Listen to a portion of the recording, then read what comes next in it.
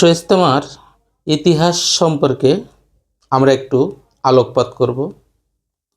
বিশ্ব ইজতেমা হচ্ছে তাবলিগ জামাতের বার্ষিক বৈশ্বিক সমাবেশ।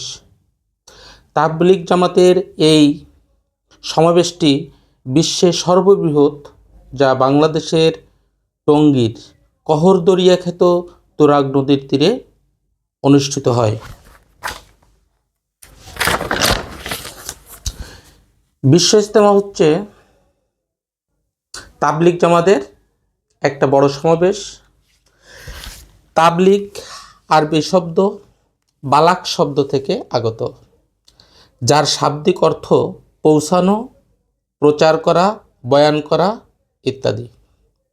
পরিভাষায় একজনের অর্জিত জ্ঞান বা শিক্ষা নিজ ইচ্ছা ও চেষ্টার মাধ্যমে অন্যের কাছে পৌঁছানোকে তাবলিগ বলে।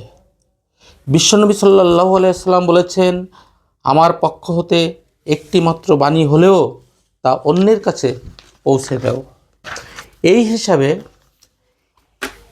এই ইজতেমার শুরু হয় আজ থেকে প্রায় শতবর্ষ আগে।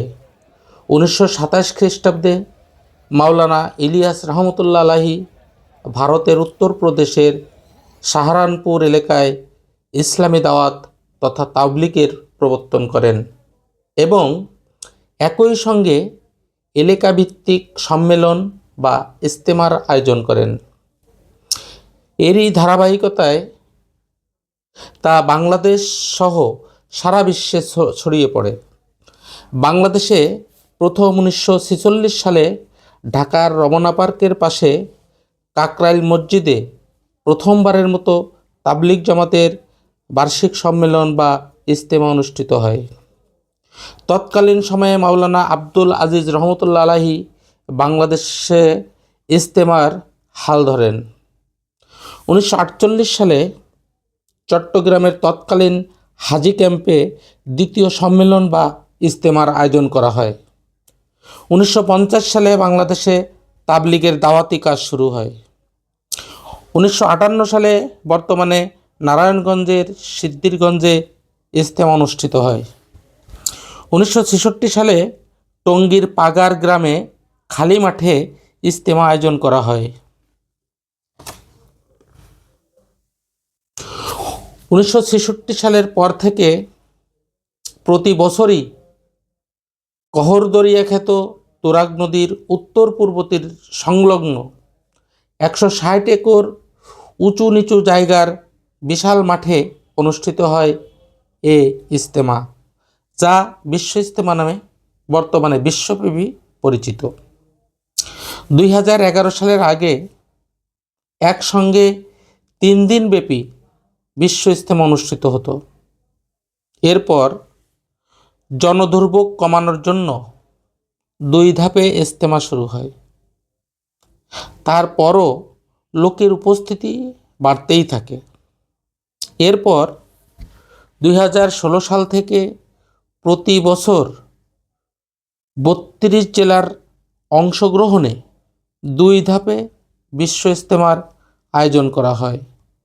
এর ফলে প্রতিটি জেলা 1 বছর পর পর ইজতেমায় উপস্থিত হতে পারবে।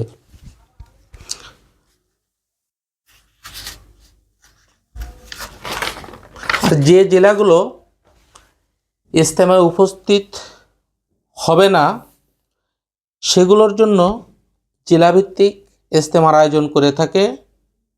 এজন্য যেসব জেলাগুলো ইজতেমার বাহিরে থাকে, তারা প্রতি জেলায় জেলায় একটা স্থান নির্ধারণ করে ওই অঞ্চলের লোকরা তারা ইজতেমা পালন করে।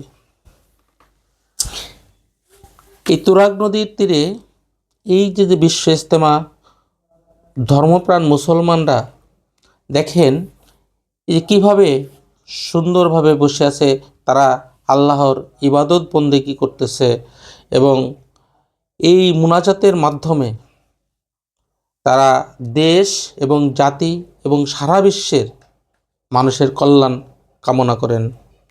অনেক দূর দূরান্ত থেকে এই ইজতেমায় মানুষ অংশগ্রহণ করে।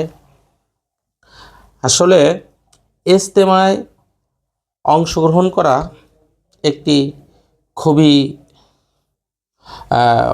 মানে ধার্মিকতার দিক দিয়ে অনেকটা এগিয়ে আছে। যারা আল্লাহ রসুলকে মানে, এখানে সব কিছু শৃঙ্খলাবদ্ধভাবে হয়। এখানে গোসল, নামাজ তারা নিয়মিত সঠিকভাবে পালন করে। এখানে এই যে দেখতেছেন যে এই যে গোসলখানা বা এই যে টয়লেট, এগুলো বিশ্ব ইজতেমায় আগত মুসল্লিদের সুবিধার্থে এগুলো তৈরি করা হয়েছে।